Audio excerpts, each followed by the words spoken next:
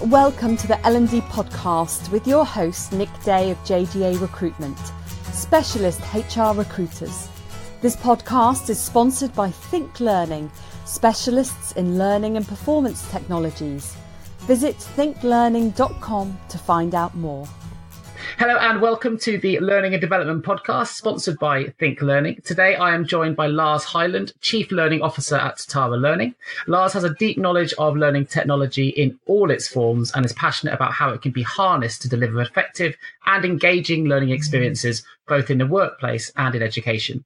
He has over 27 years of experience in the design and implementation of large-scale learning programs and performance improvement solutions, and he has worked with a wide range of international organizations, including Sky, Tesco, Nestle, Amex, and McDonald's, to name just a few.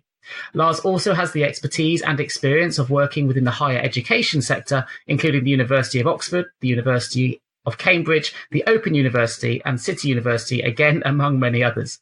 In 2015, Lars took over as Chief Commercial Officer at Totara and was responsible for developing Totara's partner network and worldwide subscribers. He's now working as the Chief Learning Officer, responsible for the overall success of Totara's business operations in Europe, Middle East and Africa. And the Totara Learning platform is an open source, highly flexible platform which brings powerful freedoms to all organizations with formal and informal learning needs, both within the workplace and the extended enterprise. They are used in most industry sectors, and customers range from small to large multinational corporations, so very much a testament to their cost effectiveness, flexibility and scalability. So first, I would like to welcome Lars to the L&D Podcast. Welcome, Lars. How are you? Very good, thank you. Very good. Fantastic. L&D Podcast Discovery, questions to set the scene. Lars, you're very passionate about open source technology, but for anyone else that might not be familiar with this term, are you able to explain what this is and perhaps let the listeners know why you believe this is a key for organizations and for L&D specifically? Yes, of course. Well, a lot of software that we know is proprietary in nature, and that means as a customer or as a user, you have no control or access to that underlying code. So open source technology, well, it means just that. It's open for you to inspect, extend, change, and it ensures the customer, especially when we're talking about large organizations or organizations of any shape and size, it's increasingly important I think, to have control over that technology that you're investing in. So, and in today's digital landscape, there's a lot of change, there's a lot of uncertainty, and as a result, if you're working with proprietary types of software, then there's more constraint on you as to when and where and how you can adjust those tools to actually deliver on the business needs that you're facing. And if we're in today's digital landscape and going forward, software does need to be sustainable. So strategically, that means bringing open technology, I think, into the heart of those technology investments so that they do retain control and that they've got a wider set of support options available. So you're not locked into the pace and commercial stability of any one software vendor. You've got choice, and that freedom, especially in a time of rapid change and trying to manage business risks, it gives you much more agility over remaining competitive and differentiating yourself in chosen markets. So in short, we believe, and I think increasingly the wider sort of technology market is believing that it's the right type of strategic choice going forward. Great. Well, that makes sense. And obviously open source technology is one way that organizations can embrace that rapid change that you talk about. How else do you think L&D teams can keep up with the rate of change that's happening with the industry? Well, it's difficult. I know that well, working with learning and development folk in across the world. Sure. But there's lots of competing calls on the time and attention of learning professionals, and the key thing though is to work out ways to distinguish between the hype and the helpful technology developments themselves. And so keeping up with that change, I think, it means cultivating a deeper, more critical understanding of how learning technology actually works and how it actually impacts learning outcomes. And, one of the things that we're working on here at Totara is that we'd like to sort of create a space, what we're calling that the Totara community, and to invite learning professionals in to stay up to speed. So that, how do you keep up to speed with that type of change? I think that's, you need the right sort of places to collaborate and find others who are dealing with very similar issues and problems. And from our perspective, with our global presence, a lot of our Totara subscribers, as we call them, around the world, can do just that through the Totara community. Great. That's quite rare, I think, for a software provider, if you like, to be so collaborative with its users. It's not something that I'm as familiar with some of the other software companies that I've worked with, particularly on the payroll side, slightly different to L&D. But it sounds like you're quite a collaborative approach in order to stay ahead of the curve. Well, indeed, and our approach at Totara, being an open technology company, we favour openness and collaboration, and believe that in the round, that's what will generate success for all of those organisations that choose to leverage our Totara solutions. And as for the reasons I've just mentioned before, being able to embrace rapid change is critical. Sure. And to do that, you need to have that control, I think, and the freedom to do just that. So obviously you've seen the industry change significantly over the 27 years. Obviously at the moment with technology advancing as quickly as it is, so that's probably changing faster now than ever before. But from your experience of working with L&D for such a long time, what do you think have been the key factors that have driven L&D forwards to where it is today? And are you able to remember a time when has been as much change as we see today? Well, funnily enough, I think that the workplace learning environment, which I have been working in over 27 years, and alongside some of the higher education that you mentioned earlier, but primarily the workplace learning space, I think has sort of moved forward on two parallel tracks. On the technology track, clearly that's changed profoundly, hasn't it? Yeah. I mean, over the years. So I started life designing sort of isolated interactive video disc solutions. Oh, wow. Many listeners won't know what I'm talking about there, but through CD-ROMs and then onto using full HD video streaming across the internet, all from, say, a handheld device. The things that we're dealing with now, from a technology perspective, has moved very, very dramatically. However, our shared sort of understanding of how learning actually works and our ability to design effective learning experiences hasn't really moved at anywhere near that same pace, which makes it very easy to invest in technology solutions that can have little or no learning impact, which is disappointing, clearly, and can be expensive. But that said, that is changing. There's a lot more movement now in a deeper understanding of how learning works, and there's some exciting things brewing, I think, around taking that more seriously and leveraging the available technology to deliver that effective learning, which will lead to productivity benefits and improved performance for all. Sure. And they're all areas I'm keen to try and sort of delve out of you a little bit later on in the podcast. But before we get there, tell us a little bit more about your journey then today. You've obviously got 27 years working in the design and implementation of learning programs for, as I mentioned in the introduction, a various number of very sort of big scale, large corporate organizations. But how's your journey led you to becoming involved with Totara Learning? Well, back in the early 90s, which is when I sort of joined what was a very nascent sector. We had different names for it back then: multimedia, computer-based training, hypermedia. There were a whole range of forgotten terminology. But in essence, I did spot early on that there was this coming together of computer technology and learning, and then being able to apply the two together to help people learn more efficiently and more effectively would grow into something quite significant, and it has. It's and it continues to evolve, and I think it continues to move more center stage. But I've worked in a range of what you might call learning content agencies, so building interactive learning solutions for, as you say, a variety of large organizations who were interested in reaching thousands of staff to sort of deliver a more effective learning experience. But then as time goes by, and having worked with quite a lot of bleeding edge technologies, things that were brand new back then, things like, personal digital assistants, which have clearly evolved into full smartphones, and working on sort of solutions that would meet a particular need with a particular organization, but the reach of those, may be quite relatively small. So that sort of led me down the track to Totara and Totara Learning and its global sort of influence, and being able to get more involved with a much wider reach and a much wider audience to offer what is a sort of a foundational, fundamental, open technology solution that can really impact the world of work. And we've got that.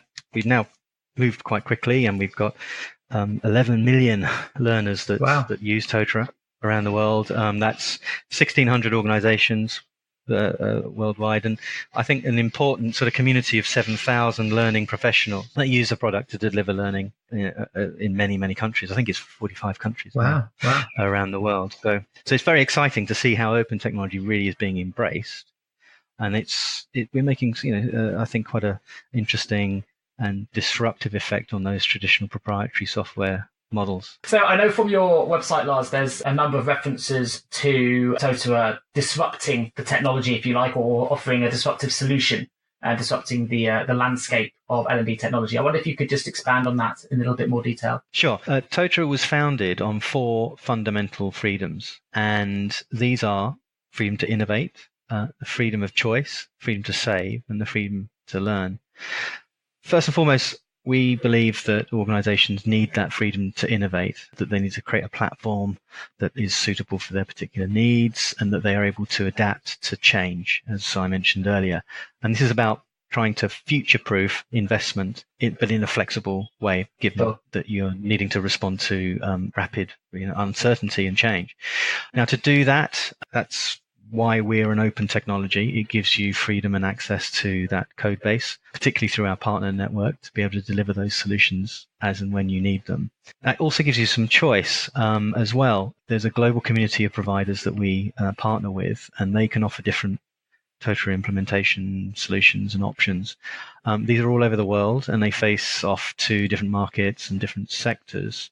And they can take the Totara open technology and deliver to that in a very precise way, down to an individual organization's way. It can be bespoke, but it's open and flexible. Sure. So that the key point here is it's all about custom code per se. It's actually more about having a shared technology platform that does evolve. It keeps innovating. We're innovating at the core, but partners and organizations are not precluded from delivering a particular differentiated solution at the point in time they need it. They're not in lockstep with a sort of a core roadmap in that way. Or clearly there is a core roadmap that we provide. Now, all of this means that there's a freedom to save both money and time. There's no expensive software licensing involved. It's based around a subscription model that is based around a support model. And as a result, the total cost of ownership is significantly less than proprietary approaches. Sure. And you also have that extra addition of flexibility, which all culminates in what is our strapline, which is freedom to learn. That means that those organizations can deliver effective learning experiences to their learners and therefore meet the business demands that they're facing in whichever region or sector that they're operating in. It's quite a holistic learning environment that you offer, or approach. Well, yes, it is. It's holistic in many different ways, in the sense that there's the core functionality that we very much drive the development of, with the support and direction of our partners and customers around the world. But there's also a very flexible ability to plug in additional functionality or additional modules of functionality that will meet a particular integration requirement, etc. So that's not unusual, arguably, but the key difference here is that if there's a specific need, it can be met. Okay. There's no real obstacle to doing that, other than time and dedication to do it. So within the 4 fundamental freedoms, you mentioned freedom to innovate, freedom to save, freedom to learn. But within the freedom of choice element, you talked about there being a global community of providers that you work with.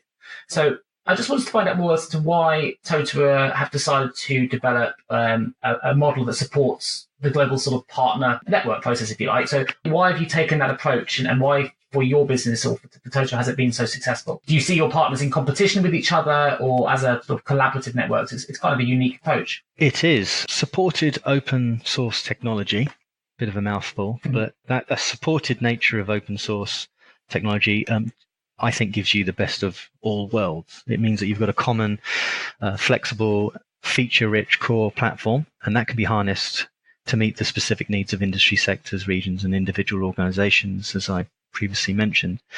It means that we, Totara, can focus from the outset on the research and development, and we work and facilitate expert partners to meet the solution needs of any customers that they have. So this is very scalable. It means that we focus on what we're expert at, and it allows our partners to be differentiated around the world and around all sectors and all needs to develop solutions that are very competitive. It means that those partners enjoy strong and really good revenue streams as a result, and that means that there's a very strong and keen focus on customer service and solutions that they can deliver. So there's a lot of elements and forces that sort of balance nicely to create an environment that is at its heart quite collaborative. Everyone has an interest in developing the Totara community as a whole, and that leads to us building functionality that meets the widest sort of community requirements and needs. And yet each individual partner has the freedom to differentiate themselves and to in a very, very focused way deliver particular customer requirements when and where they need them. So answering your question about are partners in competition with each other, or is it more collaborative? Well, it's a bit of both, and it depends on the density, if you like, of partners that operate in any particular perhaps market or region. But in the main, we see a willingness to collaborate. It must be a fantastic way to stay ahead of the curve as well, because presumably all of your network partners were going to be feeding back to you all the time about what their clients are looking for, new innovations, things that may be able to improve the product or keep it ahead of the technology curve, if you like. So I'm assuming that's part of that collaborative network that you're talking about. It's not just collaboration in terms of how the solution they offer the clients, but collaborative coming back to you in terms of how you can continue to develop the product. Yes, absolutely. I mean, we get a very rich feedback from all our partners, and we get quite a good insight into how different sort of regions and markets are focusing on particular functional needs or trends. And it's our job. It can be quite challenging sometimes to sort of unpick, those particular priorities, etc. But, at its heart, what we're trying to do is facilitate the widest set of opportunities for our partners to then go on and supplement the solutions that they offer their customers. Yeah. So, but it's a very powerful network effect, if you like, that we see, and it gives us a really strong insight as to the sort of direction in which the sort of learning technology sector is moving. Absolutely. I don't. You may not be able to give any competitive secrets away as such, but are there any recent examples of sort of feedback that's come back that's any new developments coming out that you're working on as a result of some of that collaborative feedback at the moment on the L&D side? Sure. Well, I mean, a lot of this has culminated actually in a focus that we're taking around our Totara products, and that is to ensure that and structure the Totara products around a platform that enables us to deliver a series of products. So we have Totara Learn, which is a learning management platform that is very, very popular, and all of this feedback has led us to schedule the development of Totara Perform, which is a performance management product, which will take into consideration some big changes in performance management around, it's quite a big shift away from the sort of annual appraisal approach, checking in on sort of an annual basis, to one that's more about continuous performance. So more like real time. More real time, exactly, approach. And, there's more and more organizations demanding that, or wishing they had that type of feedback mechanism in place. And if it's tightly coupled with the learning management aspect, so the learning and development training, etc., that is available to your staff, then the combination of the two can be, quite powerful in orienting the development needs of individuals across the organization, and also to start thinking about how you positively and proactively develop talent, spot and develop talent across the organizations. But also it also leads to thinking about how individuals socially support each other inside an organization. So social learning, but also collaborating and how they engage. So we've also got another product called Totara Engage, which is part of that sort of platform approach. So the combination of learn, perform, and engage is quite comprehensive, and very much positions that platform for what is a modern approach to sort of learning and development support Sure. in organizations. No, that's a fantastic example. I can see how that would be useful in recruitment, to be honest. We're always appraising performance here and it's very real time. And if we can, develop our staff at the same time, if we're able to spot potential training areas of weakness, if you like, that are affecting performance, be able to make those changes in a real time environment, I think is fantastic. Brilliant. Well, I would like to find out a little bit more about the main priorities that perhaps people should have within L&D at the moment. But first, I'd just like to find out a little bit more about you, Lars, if we can. Before we do, we're just going to go to a quick advert break from our sponsors, Think Learning. Engage, learn, perform with Think Learning, specialists in learning and performance technologies. We're experts in solving the challenges of targeting, tracking, training in regulated environments. We have developed the Totara platform to provide a cost-effective, organisation-wide talent solution that can help you to provide a safer and better place to work. Customisable workflows promotes engagement through onboarding and induction, whilst an intuitive user interface helps drive ongoing engagement with learning. Bespoke workflows for performance appraisal and integration to payroll and recruitment systems transform Totara into a powerful and holistic talent platform. You'll find us to be responsive, collaborative and solution focused. Visit thinklearning.com for more information. Time to find out more about you. How would your friends or your work colleagues describe you? Well, you'd have to ask them, I guess. But, I think they think I was pretty good company. But in a work context, I'd like to think that I help them to succeed and develop in their roles. That's very much my main focus as Chief Learning Officer role here at Totara Learning. And, I like to think we've got a really open and strong culture at Totara. Sure. And that spans, by the way, where I'm speaking to you from right now, which is Brighton in the UK on the south coast, with our headquarters, which is actually in Wellington, New Zealand. Yes. So we from the ground up, we've been a virtual company, but also spanning the globe. And we sort of drink our own champagne, shall we say, and eat our own dog food in terms of using our own tools and software to deliver that collaboration that is essential for us to operate, and that just correlates directly into all of our customers out there. Well, I should take the opportunity then I'll let you tell the listeners why, but I know the name Totara comes from a New Zealand tree, doesn't it? That's right, it does. Yes, it's a protected tree now, and it's renowned for its flexibility and its resilience. I think that aligns quite nicely with our approach to software development. Sure. and how we're meeting the market. So it's an interesting sort of link to the natural world. Excellent. So professionally or personally, what is your proudest achievement to date? I mean, personally, being able to raise a family and I'm very proud of, two fantastic young adults now as children. They're smart, sociable, and I hope successful. And it's interesting seeing the world through their eyes, and seeing how the world of work for them it's quite challenging, in fact, and how things are changing. But of course, most of the credit goes to my partner, Pamela, clearly in that area.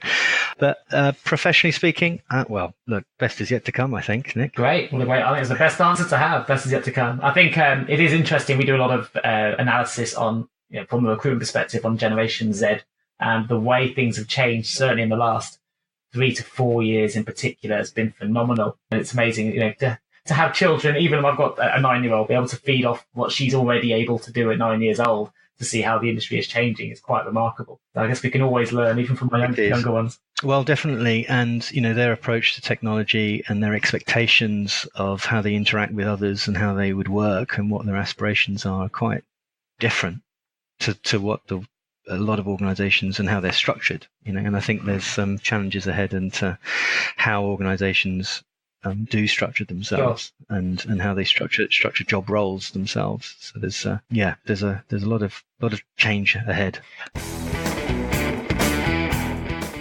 Are there any times you can tell us about where perhaps things haven't gone the way you wanted, or not from a professional standpoint, maybe within the learning sector? Is there something that that you planned with a great outcome but didn't quite deliver in the way that you'd anticipated? Yeah, I mean, that happens all the time, Nick, in terms of delivering technology projects, especially, when I've been working, delivering particular solutions, sort of less so here at Totara, where that's very much the remit of our partners. Sure. But, having back in the day when delivering particular solutions, or even I built a platform myself, which was all about delivering learning transfer. So I think I was quite early in spotting what is an intractable issue when it comes to training, which is too often a lot of people go into training, courses or sit in classrooms, and they go through that experience, good or bad, and then they come back into their work and they forget it all. Yeah, nothing changes. Nothing changes at all. So old habits are just reinforced. So I built a platform which was aimed at delivering a constant but spaced set of reminders and around how learning could be reinforced. And that was built out of research. And in fact, I did this quite a number of years back. And what I learned was that the technology was absolutely sound, and the approach was good. We had some good customers, but the timing was quite critical, okay, in terms of going to market, and were organizations really ready to understand that as an area that they need to invest in further. So, I mean, it's a common thing, I think, in business. It's you can have a great idea, but and you need to be able to execute well, but also timing is quite critical. You're actually ahead of your time to success. Yeah. I've suffered from that a lot over the years, in terms of a lot of solutions I've offered to people, as I mentioned to earlier, like terminology like portable digital assistants, things like that, offering those to companies, and they love the idea, but they just never quite invested in it at the time. They buy everything else, but they wouldn't buy that part. So, but and one of the things I think that's attracted me and continues, I think, to sort of fuel Totara's success is that we are meeting a very fundamental need in that shift that is happening in learning and development and the adoption of technology. Learning management it never goes away if you're going to need to reorient, if you like, and encourage new behaviors in hundreds and thousands of people within a defined time frame. You need very well structured learning and development to be in place, and you need to manage that and track progress, etc. So data is very important to that process. And but it needs to be accessible, it needs to be flexible, and it needs to be of good value to reach the widest possible sort of audience. And I think that's what we're seeing now. It's taken quite a long time for the learning and development world to sort of properly grapple with, in the mainstream, learning technologies. I think they're getting to understand it better, sure. and some support mechanisms like we have, Totara Community, for example, is one area where that sort of understanding starts to develop. But that's quite critical, I think, to future adoption being more rapid and more successful. Absolutely, I'd agree. I mean, look, I'd consider you very much a key leader, Lars, within the L&D learning space. From your perspective, as Chief Learning Officer at Totara Learning, what do you think are the 3 key qualities a leader needs to have to demonstrate great leadership? Yes, that will vary depending on the organization, its culture and its mission. But I think in my book, it's to lead by example, look for opportunities to develop and build the confidence of your staff so that they perform at their best, and to provide some vision for the company so that everyone can genuinely be excited by. So at Totara, we do believe we're changing the way our industry works, and that's tremendously satisfying and motivating. Tell me about a recent L&D project or problem that perhaps you made better, faster, smarter, or more efficient. Well, that's an interesting one in the sense that at Totara, we've got nearly 200 case studies that anyone listening can take a look at on totaralearning.com. So those case studies, and it's difficult to pick any one out, but if you go there, you'll find one that's relevant to your sector and or your particular sort of need. And the reason I hesitate a little bit is because they're our partners, customers. Sure. So they're all Totara customers. So I definitely point to some of those. We have some great relationships with partners such as Think, who I know do a lot in the health sector. We have other partners who specialize in other types of sectors, both in NGOs, for example. So we're strong there, but in particular local government and in the retail type sector. There's some great examples out there in terms of extending enterprise. So that means reaching out in a very open way to either your customers or your own resellers. So there's one example which is around hair care, for example. So that's reaching out to hairdressers, and there's lots of hairdressers in the world, I can assure you, and offering training to them, in the way that they're using Totara as a platform behind that. They can reach a lot of people cost effectively with our approach, as opposed to, say, building it on a proprietary type of platform. So it's that's quite a distinctive approach there. But I'd encourage everyone listening to go look at that case study page, because there's over 200. I'll make sure I put examples a link in the episode notes, so if people are interested in checking out those case studies. I'll put a direct link so people can just check out the episode notes of this L&D podcast, and it should take you straight through to those case studies. It'd be great. Now, I know you started your career as an instructional designer. Does that mean you've always had a passion for learning from the outset, or did you fall into the industry? I actually did have a passion for it early on. Great. A lot of people have fallen into this industry from various different other endeavors. And I fell into it at the point of doing a master's degree, interestingly, in music technology. So what I found was that was an interesting experience, because I was using technology. I was also working with very creative musicians as well, and I thought I was one of those, and I was somewhere in the middle between those two extremes. Any particular instrument? Is that of interest? Keyboard, fun. But more than that, actually, we were using software. We were playing and building some of the first software synthesizers that now you take for granted, or I take for granted, just on my mobile phone. But we were doing that. But what I found was I was writing and creating software that had help on it. No one else was. And I was also interested in interfaces and making them really direct and easy to use. So I found I was drawn to that sort of area. And I did a thesis actually on what was back then called hypermedia learning environments. Wow. Which basically predated the browser pretty much, just about. So that dates it. But what I learned was that through that research was that learning happens through doing. Sounds obvious and trite, but actually a lot of the training world still thinks learning happens abstractly, sure. And then you away from doing. And that what if you could you build an environment that you could do things in? So in this case, create music, but also have a learning environment built right in. So you had very close access to learning and support as you went, which, if you think about it, is only really starting to emerge in various areas. So the new trends, so I say new, but the new areas of focus around performance support, the use of AI, chatbots, building in sort of automated support into people's job workflows and things like that actually direct you to the right answers, or give you faster tracks into getting to the right answers, so that you can then put it into practice straight away.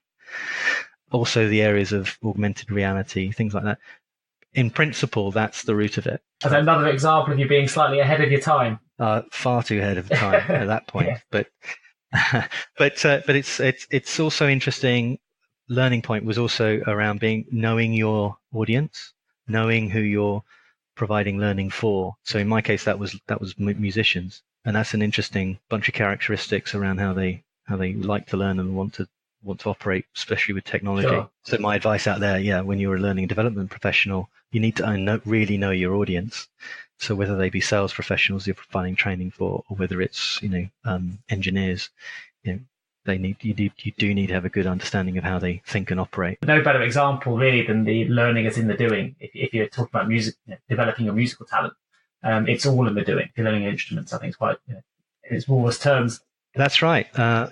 I would agree in that area, language learning arguably as well. And the more immersive you make it, the more rapid your learning curves are typically, because it's built into that is repetition and practice, and also deliberate practice. That's if people want to look that up. But deliberate practice is really critical, and musicians do it by nature. Sports people do it by nature, just naturally. But then it starts to dissipate when we do other types of roles and jobs. In the UK, we're not particularly good as a whole at learning languages because we don't immerse ourselves. There's no cultural driver to do it. Whereas you go to other countries, there is a cultural driver to immerse yourself and to deliberately practice the learning of English.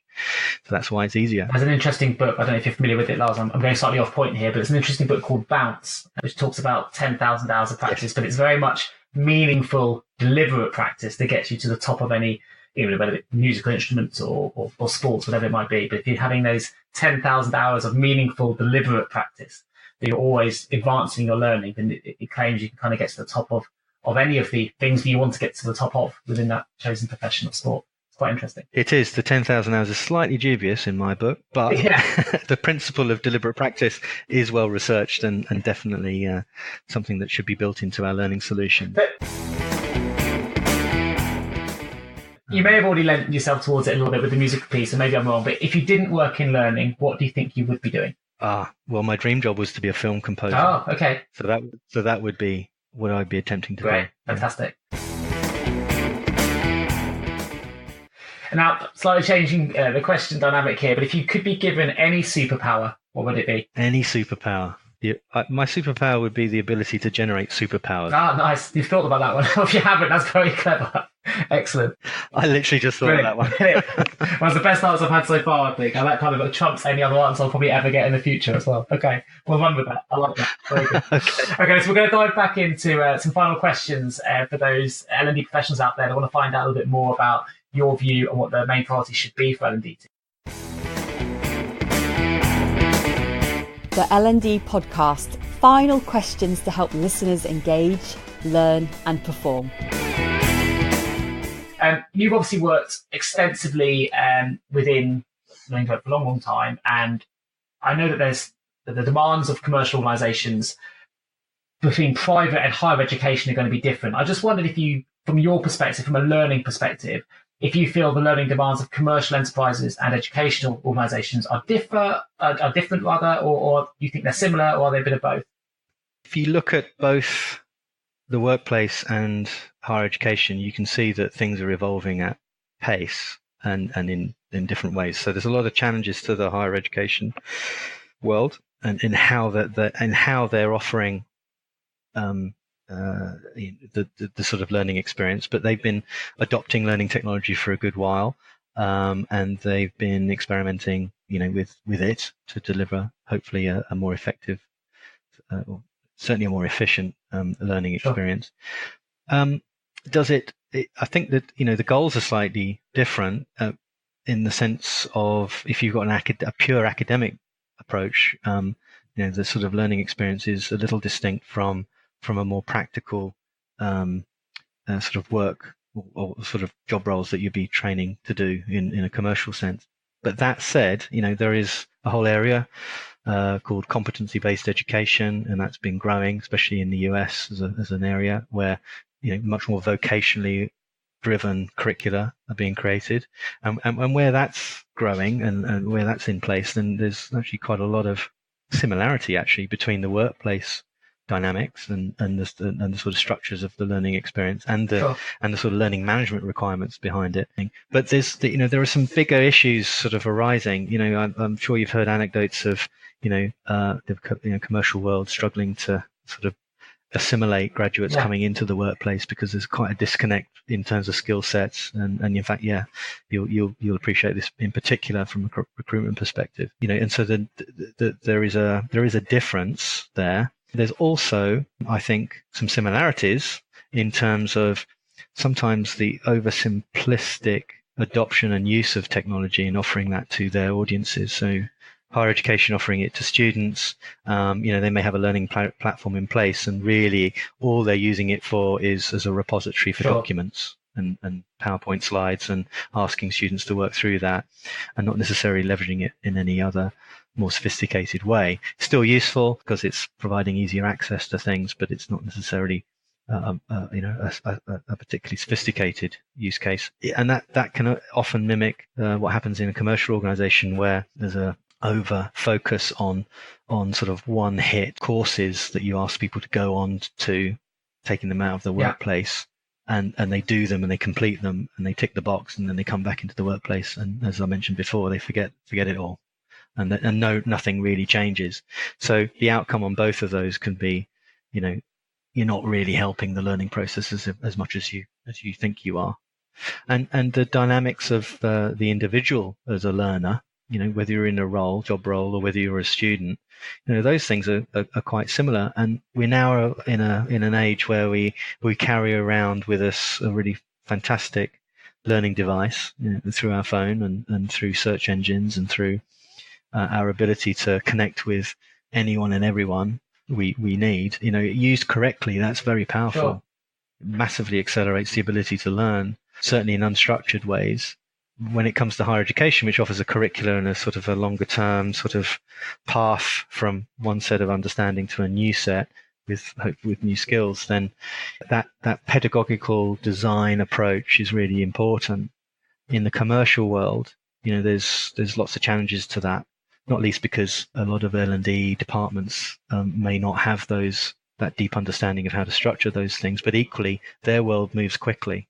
And you can't spend a long time building complicated structures if they're just going to go out of date. Yeah, sure. Instantly. I think, from my perspective, very much a personal perspective here, but I think it's almost more essential than ever that higher education establishments take advantage of some of the kind of technologies that Totara or other organizations offer. Because if I use marketing recruitment as an example, commercial enterprises now will often find that there's a marketing graduate coming out, but what they've learned over the last 3 years is almost the first 2 years is already out of date. Their learning for this person is already out of date. So it moves so quickly now that sometimes you can lose the power, if you like, or some of the learning outcomes during a 3-year degree. The commercial world and technology world is moving much faster than speed it's being taught at. So if you're able to respond quickly by using platforms like Totara within a higher educational framework or business, I think it's a smarter use of a smarter way to train, a smarter way to learn, because you're still immersed within that educational environment. So hopefully the learning is deliberate,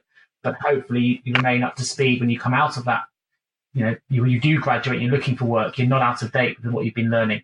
And I think at the moment there's a disconnect between what commercial employers are looking for at graduate level, because they are sometimes now not going straight to universities for their people, because they feel that actually those that sometimes didn't go to university but have been immersed in particular social platforms or whatever it might be at that level, that they're actually sometimes more on the pulse. So I think that between those graduating and those that didn't go and the skills that employers are looking for, I think there's an opportunity for our higher education organisations to really embrace the new technology that companies like Totara offer. I think it'll only benefit graduates if they're able to learn in that way. Indeed. And the good news is that a lot of students coming out of universities will actually find Totara quite familiar, because some of the roots of Totara reside in a platform called Moodle, and Moodle is very well used in the higher education sector. So an organisation that's using Totara and hiring a graduate, they'd see that it'd be quite easy for them to sort of get going with it. Great.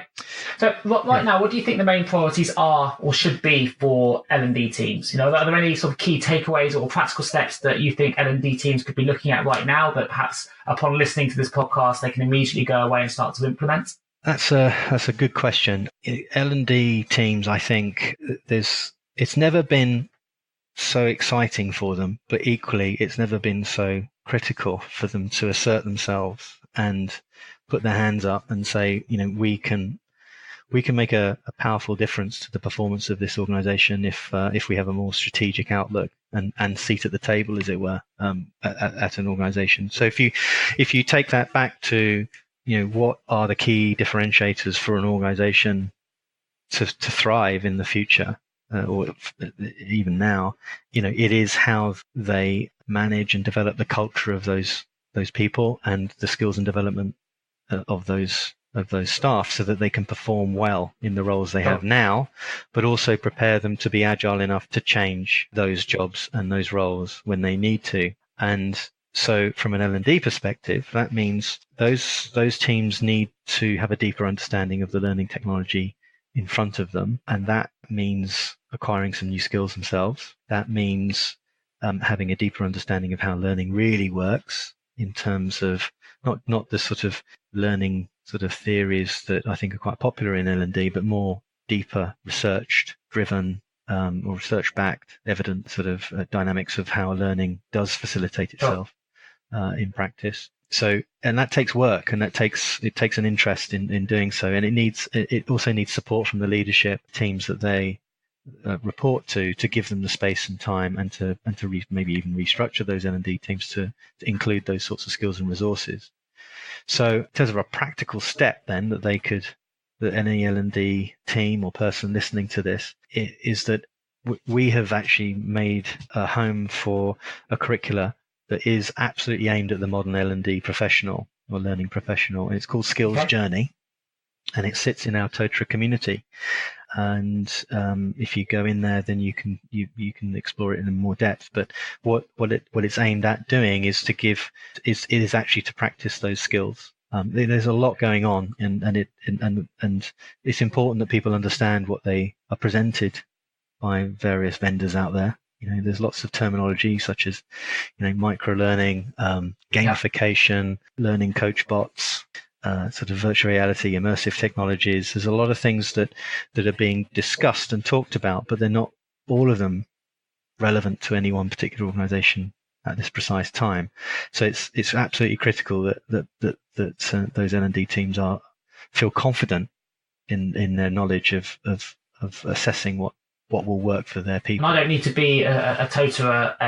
I don't need to be using Totara to be able to access that community. No, exactly. It's free. Right. It's a free account. Anyone can come in with a learning and development sort of interest, the opportunity to interact with thousands of others around the world. So it's quite a powerful network. I'll make sure I put a link to that as well if anyone's interested in getting involved. Check out the episode notes, and you'll hopefully give it a click straight through to check it out in more detail. Fantastic.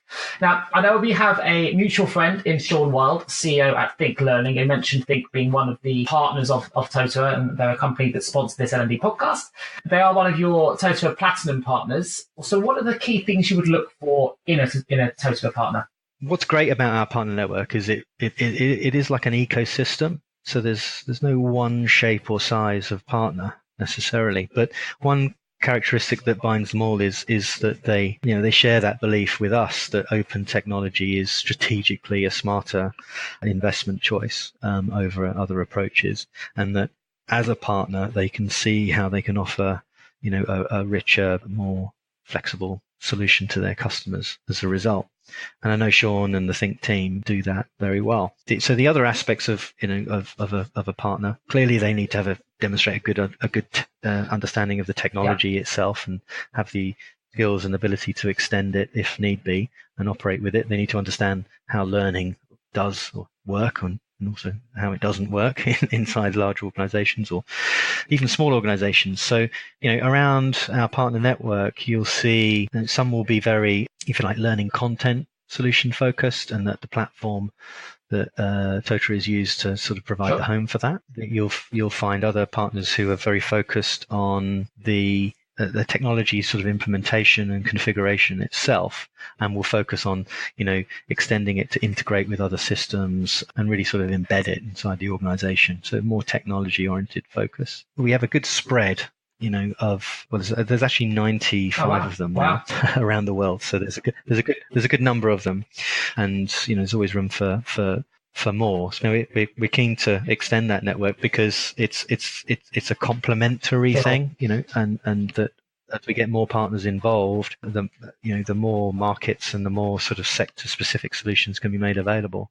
And that will actually ultimately benefit all. Fantastic. Now, last question before we enter the L&D Vault. It does make sense for me to ask you why L&D professionals listening to this podcast should be encouraged to embrace open technology. I know that Totara believe that with their open technology, it allows it to be more flexible, more innovative. It's a very innovative platform, which you've mentioned on this podcast means it can evolve at a pace that hopefully will match the demands of the modern workplace. But are there any other areas perhaps we haven't discussed that, if you had to give one more kind of advocate point, if you like, as to why L&D teams should perhaps, if they're not already, embrace open technology, what would it be? Well, I think it's for them to think carefully about how they buy learning technology going forward, and to think about how it connects strategically. So if they're asking themselves the question, okay, I'm buying a platform, I know I need to manage my learning community, my audience. How am I going to do that?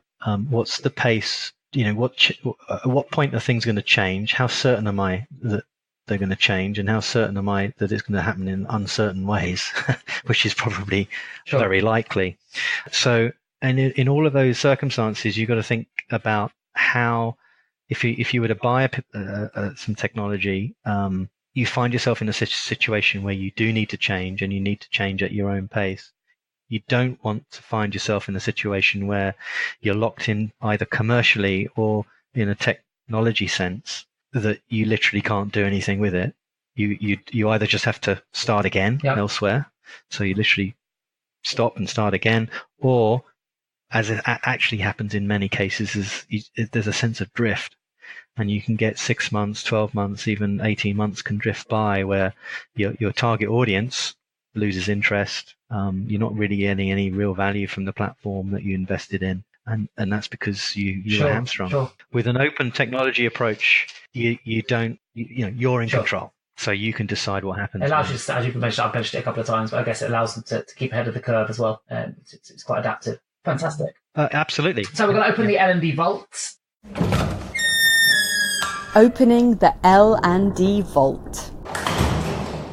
What is the one piece of advice you would give to someone working in learning and development right now? Well, I'll return to that topic of skills. They're a learning professional. That means they need to know a lot about learning and development. They need to keep abreast of that. And slightly in a slightly sort of blunt way, it's time to level up. The L&D needs to take a more strategic role in their organizations if they're going to stay relevant. Otherwise, they will, lose relevance. Those skills are shifting. They need a more solid understanding of digital communication and the new technologies that are shaping or reshaping current jobs and workflows and processes. It's quite complex, and that should be seen as an opportunity for development for themselves, and that recognizing that it's as much about finding ways to support performance as it is over creating structured training. It's being able to understand when to apply what, and that I think offers significant strategic value to business going forward. And they will stay relevant as a result. Fantastic answer. I have to say, I think that answer is probably relevant to more than just L&D as well. I think it's an organisational wide advice you could pass on to those working in human resources, payroll, marketing, whatever it might be. I think the digital landscape, as you say, is changing so quickly that people need to stay relevant and be proactive about making those changes. A fantastic response. Thank you. So, Lars, when you look at the L&D profession from an Eagles viewpoint, what do you think is holding the industry back? I think it's that confidence and feeling confident that they've got the right strategic message to advise and guide their leadership. I think that because of that lack of confidence, it means they don't get taken as seriously as they should. They're often order takers rather than viewed as a trusted advisor and shaper of business strategy. Now, there are opportunities there. They can do that. It means acquiring some new skills and understanding how technology is impacting both what they do as well as what it's impacting across their businesses in a broader sense anyway. So the opportunity is absolutely there to embed learning into these new workflows and processes that are happening anyway. And there will be an element of automation that can work well, but they've got to be in a position to advise where applying some technology may be actually not such a good idea as well. So it's that intelligent understanding and being able to communicate that persuasively is quite critical. Brilliant. If we're sitting here a year from now celebrating what a great year it's been for you or for Totara as a business, what will you have hoped to have achieved? Well, I would love to be sitting here looking at the Totara community itself and seeing that it's grown significantly and it's connected more thousands of learning professionals across the world, and that they're sharing best practice. we're already seeing evidence of that already, but the potential there, and this is what I find very exciting because of the reach of the Totara technology across the world, is that we can support that leveling up process, if you like, of leveling up L&D to meet those digital challenges of the workplace.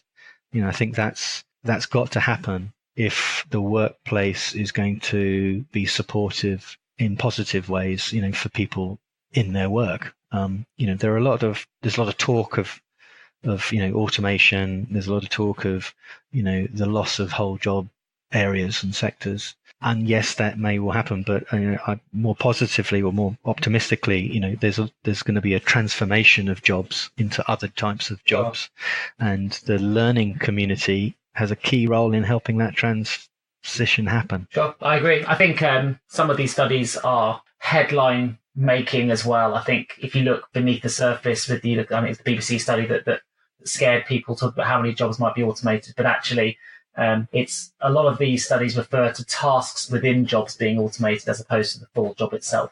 And I think for those of you that might be out there listening, fearful that perhaps your role is one of those that is on that list of being automated, be rest assured it's going to be unlikely that entire professions are going to be automated. It's the tasks within the jobs, I think, that might change, which hopefully will give people more time. If the simple sort of mundane type tasks can be automated, then it will give L&D professionals more time to spend on that strategic element you were talking about before, and really sort of driving strategic change, because hopefully they'll have a little bit more time to do so.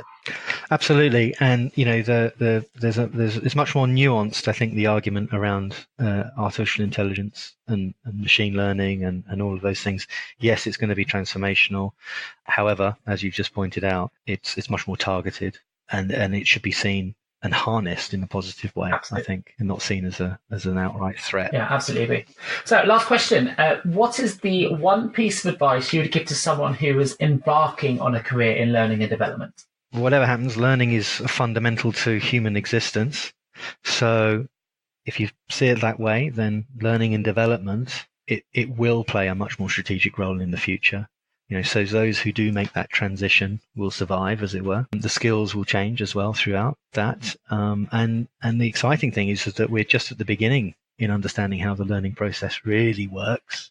So my advice to those who are interested in developing a career as a learning professional, well, I think it's going to get genuinely more professional, shall we say? Yeah, and those who will succeed, I think, need to be curious. They need to be critical of sort of traditional beliefs and views, and be much more sort of evidence-based and research-based. They do need to keep abreast of technology as it develops, AI, immersive technologies, etc.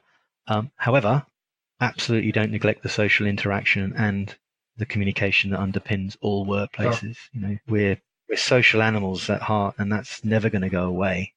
So, yeah, exciting times lie ahead. Brilliant. So, yeah, please. Brilliant way to finish the podcast. Thanks ever so much. Exciting times ahead for those either working in L&D already or indeed embarking on a career in learning and development for the future. So, listen, thanks ever so much, Lars, for joining me on this L&D podcast. It's been an absolute pleasure to have you on board, and some really interesting and fascinating insights into both Totara and also the industry as a whole. So thank you ever so much. You can also go to their website, which is totaralearning.com. And on that website, you can actually request a demo if you're interested in the software. There is resources and obviously the 200 plus case studies that Lars mentioned in the podcast, as well as various other links that you can go to regarding solutions partners and so on and so forth. So I definitely recommend taking a look at that. That's to totaralearning.com.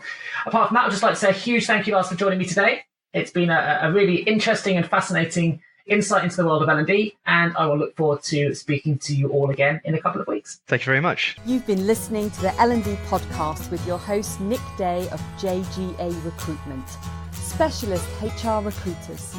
This podcast has been sponsored by Think Learning. If you have enjoyed this podcast, please review it, share it, and subscribe so you never miss a future episode.